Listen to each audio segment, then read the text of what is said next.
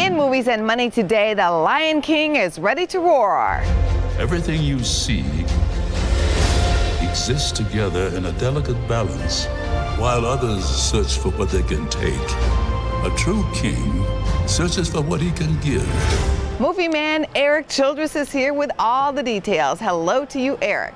Hi, Angie. Fans and the industry can't wait for Disney's brand new version of The Lion King hitting theaters this week. Well, that's right, Angie. As to exactly how brand new the film is, we will get to that in a second.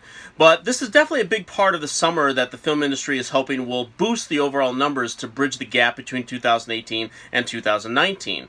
Now, last week we brought a bit more perspective to those numbers, indicating that people are panicking over 2019 not matching what has been the biggest box office year on record.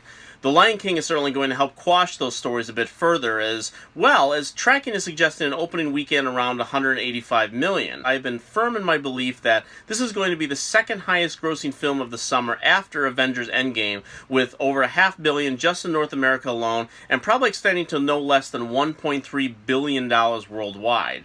And if it gets that high with no problem, then it is reasonable to assume that it actually passes at least Black Panther and becomes one of the 10 highest grossing films of all time. Critics have been relatively tough on this new version. Well, there's the rub, as the film's director once said in Swingers back in 1996.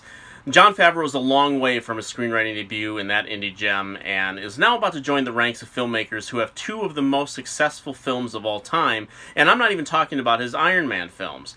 Favreau was responsible for the CGI reimagining of Disney's The Jungle Book back in 2016, which not only went on to gross over $966 million worldwide, but had the admiration of critics who enjoyed not only the artistry and the voice work, but that it wasn't just a straight copy of the animated musical.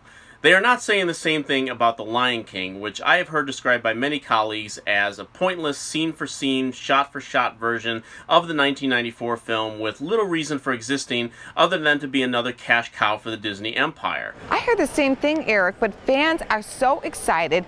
And with Beyonce, this could be huge. Let's move on and talk about the independent film out that is opening wider this weekend. Here's a look at The Farewell. 因为你把生命看成是个体的。 这正是西方和东方的文化差异问题。东方人是把生命看作是集体的家庭。 Erik, you screened this one at your film festival to rave reviews. You say this one could be one of the stories of the summer. I certainly do, Angie. Lulu Wang's The Farewell. This was definitely one of the best films to debut at Sundance this January, and after a really solid run at other festivals, including the Chicago Critics Film Festival, which I produce, where it had a sold-out showing, this has a real chance to be the indie success story of the summer. This past weekend it opened to over $350,000 in just 4 theaters, and that is the 15th best opening ever in that number of venues. Even more impressive is that it is primarily a foreign language film with only momentary lapses into English. This beautiful story of a woman played by Awkwafina in her best work to date, whose grandmother is diagnosed with a life-threatening illness, and her family, dictated by their Chinese culture, decides to keep the news from her in lieu of putting her down a path to a quicker death. Instead, they get behind a family wedding that will give everyone a chance to see her one last time.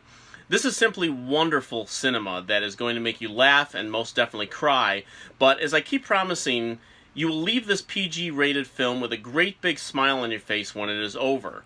A24 got an opening not far removed from both Lady Bird and Moonlight, 2 Best Picture nominees, mind you, and if they expand this right, it's going to go nationwide on August 2nd. It should easily become one of the true independent success stories of the year. Erik, plenty to look forward to this weekend. Thanks so much for coming on our show. Thank you, Angie. For more Business First AM, check us out on social media. We're on Facebook, YouTube, and Twitter. And go to businessfirstam.com for where to see our show on TV.